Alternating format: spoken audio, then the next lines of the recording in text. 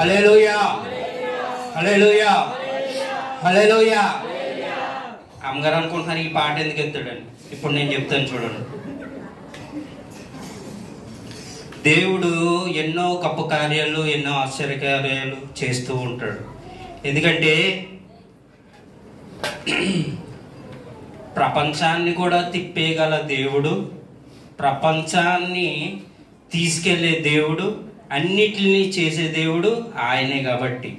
ఎందుకంటే ఒకప్పుడు ఎప్పుడో 10 సంవత్సరాల క్రితమో ఎప్పుడో ఈ పాటకు అర్థం చెప్తున్నాను, జరగబోయేది చెప్తాను. అంటే ఈ పాట అర్థం కాదు, నేను చెప్పబోయేది. 10 సంవత్సరాల క్రితమో మరి 12 సంవత్సరాల క్రితమో ఒకసారి మరి పాస్పోర్ట్ నిమిత్తం నేను రాజమండ్రి వెళ్ళి, రాజమండ్రిలో నుంచి మున్సిపల్ కమిషన్ ఆఫీస్ దగ్గర నుంచి డబ్బులు కట్టి నేను ఫామ్ తెచ్చుకున్నా పాస్పోర్ట్ కోసం.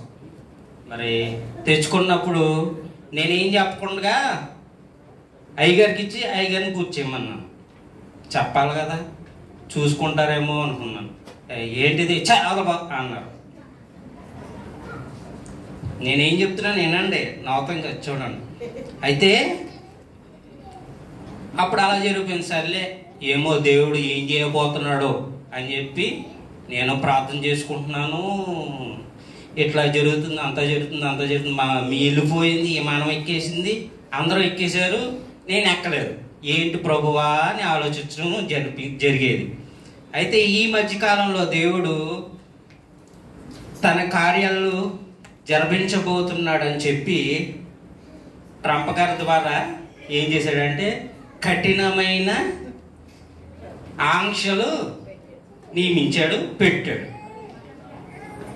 ఎందుకంటే నాకు పాస్పోర్ట్ ఉందంటే వీళ్ళని ఏడిపించి నేను అమెరికా వెళ్ళిపోతానేమో అని దేవుడు నన్ను అలా రీతిగా కట్ చేసి పాడేశాడు.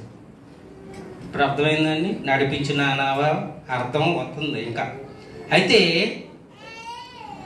దేవుడు గత 2-3 వారాల క్రితం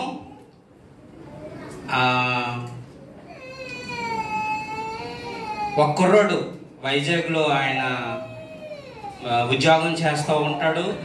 అంటే ఆయన పబ్లిక్ ప్రాసిక్యూటర్ గారు, పిపి గారు. ఆయన ఆ ఉద్యోగం చేస్తూ బయట అదేంటి చిన్నపిల్లలకి, వృద్ధులకు ఇలా పరిచర్య, సేవా పరిచర్య చేస్తూ దేవుడి కోసం, దేవుడు ఎలా ఉంటాడో తెలుసుకోవటం కోసం అలా చేస్తూ ఉన్నప్పుడు ఆ 3 వారాలు 4 వారాల క్రితం ఆయన ద్వారా ఒక దర్శనం కలిగిందంట. నాకు చెప్పాడు, అన్నయ్య గారు మరి దేవుడు ఏదో సేవ నిమిత్తమై పంజాబ్ రాష్ట్రాన్ని తీసుకెళ్ళటాకు నిన్ను నాకు దర్శనంలో చూపించాడని చెప్పాడు. పంజాబ్ రాష్ట్రం అంతా సిక్కులు, గడ్డాలు, పైన మూటలు ఉంటాయి వాళ్ళకి. ఇప్పుడు అర్థమైందని నడిపించినావా? దేవునికి స్తోత్ర, హల్లెలూయా, హల్లెలూయా. నువ్వు అది ఆగావు కాబట్టి ఇండియా మొత్తం తిరగరా అని చెప్పి దేవుడు నన్ను మొట్టికేసాడు. ఇదేంటిది? నడిపించు నానావా, నడి సముద్రమున దేవా. మళ్ళీ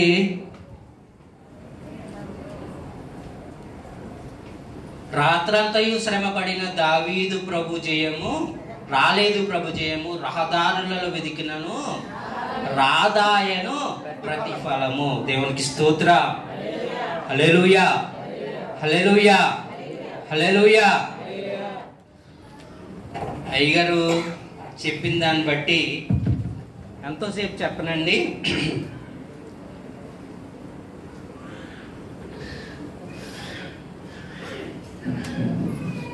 మన దేహము, మన శరీరము, మన అవయవాలన్నీ పనిచేస్తున్నాయి అంటే ఎవరి ద్వారా అండి? యేసు ప్రభువుల ద్వారానా కాదండి? ఏంటి అంటే మనము ఇలా ఉన్నట్లు, మనం ఇలా ఉన్నాము అని అంటే చూడండి గబగబా చెప్పేసి కూర్చోవాలని తలుస్తున్నాను. ఇప్పటికే చాలా టైం అయిపోయింది. నేను దాకా అమ్మగారు తొందరగా ముంచేసి కూర్చున్నారు. శిరము అంటే ముండ్ల కిరీటము ధరించాడు ఆయన, అవునా కదండి? యేసు ప్రభువు గారు చెక్కిళ్ళు, రమణ వారి అరిచేత దెబ్బలు ఆయన తిన్నాడు. ఏంటంటే మత్తయి సువార్తలో కనబడుతుంది, యోహాను సువార్తలో కనబడుతుంది. ఉమ్మి వేయబడ్డాడు ఆయన, సిల్వను గొల్గొతా వరకు ఆయన మోసెను, శిష్యుల పాదములు ఆయన కడిగెను, యెరూషలేము కొరకు ఏడ్చెను, సిలువపై దొంగ ప్రార్థన ఆయన విన్నాడు. ఆయన బానిస వలె తువాలను కట్టుకొనెను, అయితే పిడుగుద్దులను కొరడా దేహంలో ఆయన తినెను.